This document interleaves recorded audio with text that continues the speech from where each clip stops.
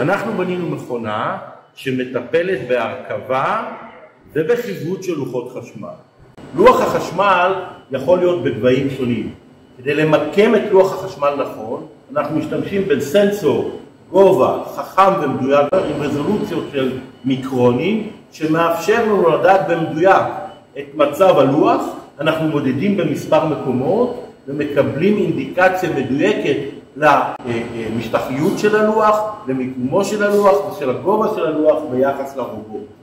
הכנסת אוטומציה חכמה מהסוג הזה מאפשרת לייעל תהליכים ומאפשרת להחזיר עבודה למדינות מתקדמות. בקרת האיכות הוא חלק מהותי בתהליך, ופה נכנס הנושא של סנסורים חכמים שמאפשרים תוך כדי עבודה לזהות את איכות העבודה, לזהות תקלות בעבודה ולייצר דוח שהולך ביחד עם המערכת לאורך השנים, שיש רקורד מלא, נוצר הלוח, מה היו הפרמטרים של הלוח ומה היו הנתונים המתאימים לאותו לוח ספציפי בזמן הביצוע שלו.